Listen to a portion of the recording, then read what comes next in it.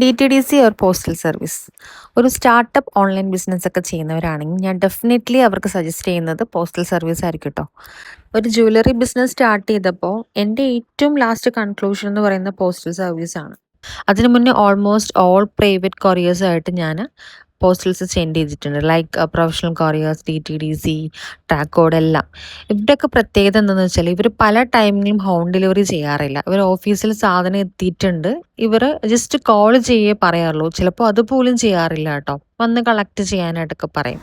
Next അവരുടെ product എത്തിയതിന് ശേഷം കസ്റ്റമേഴ്സിനെ അറിയിക്കാതെ പോലും 2-3 ദിവസം വെയിറ്റ് ചെയ്ത് തിരിച്ച് റിട്ടേൺ വരുന്ന അവസ്ഥയിൽ പോലും എത്തിയിട്ടുണ്ട് കേട്ടോ. പല കസ്റ്റമേഴ്സും നമ്മളോട് അത് പറഞ്ഞിട്ടുമുണ്ട്. സോ അറ്റ് ലാസ്റ്റാണ് ഞാൻ പോസ്റ്റൽ സർവീസിൽ ഇത്രയും ജെന്യൂനായിട്ട് വിശ്വസിക്കാനായിട്ട് എനിക്ക് പറ്റിയത്. ബിക്കോസ് ഇറ്റ്സ് 100% നമുക്ക് ജെന്യൂനായിട്ട് വിശ്വസിക്കാം കേട്ടോ. കറക്റ്റ് നമുക്കൊരു സാറ്റിസ്ഫാക്ഷൻ ലെവലായിരിക്കും കിട്ടുക.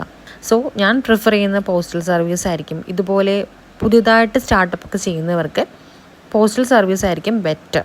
പിന്നെ കുറച്ച് കൂടുതൽ ഡെലിവേഴ്സൊക്കെ കിട്ടിക്കഴിയുമ്പോൾ നിങ്ങൾക്ക് ഡെലിവറി പാർട്ട്നേഴ്സിനെയൊക്കെ വെച്ചിട്ട് സെൻഡ് ചെയ്യാനൊക്കെ പറ്റും.